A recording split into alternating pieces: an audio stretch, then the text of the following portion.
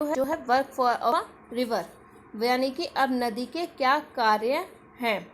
Okay, देखो नदी क्या करती है, ये क्या करती है, इरोडेट करती है, यानी जो भी इस नदी के अंदर जो भी मटेरियल होता है वो एक जगह से दूसरी जगह ले जाती है। और कई बार जब नदी निकलती है हार्ड रॉक से, यानी चट्टानों से, ढालों से, तो एक जगह गिरती है तो ऐसे वाटरफॉल का निर्माण करती है। अब देखो हार्ड रॉक से निकल रही है तो एक वाटरफॉल का निर्माण कर रही है, तो नदी यही काम करती है। क्लियर।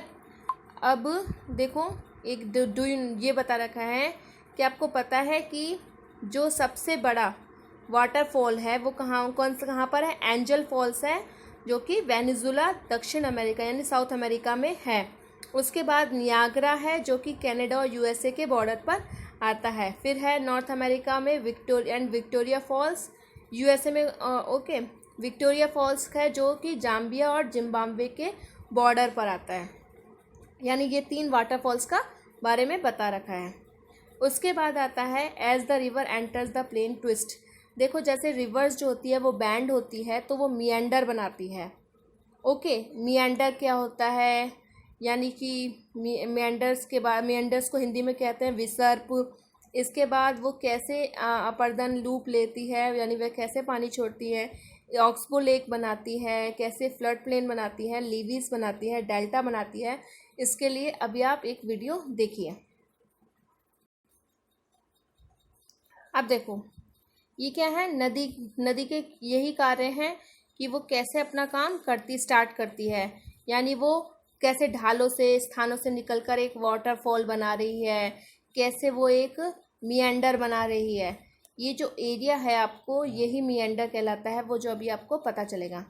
ओके, सबसे पहले उसने एक वाटरफॉल, यानी नदी जो होती है ऊंचे ऊंचे पहाड़ों से गिर कर आती है, रॉक्स चट्टानों से गिरती हुई, तो वो एक यहाँ पर क्या बनाती है, वाटरफॉल बना रही है। ओके, वाटरफॉल के बाद ये आपका वाटरफॉल बन गया। उसके बाद नदी का ये हिस्सा, जैसे नदी ऐसे मोड़ लेती है, नदी देखो जब नदी ऐसे मोड़ लेती है तब क्या होता है, जब एक मैदानी क्षेत्र में आती है नदी, फ्लड प्लेन एरियाज में आती है, तो वो एक मोड़दार एरिया बनाती है। तो इन्हीं ऐसी मोड़ों को क्या कहते हैं, मिएंडर। ये जो मोड़ हैं आपके, इन्हें मिएंडर कहते हैं।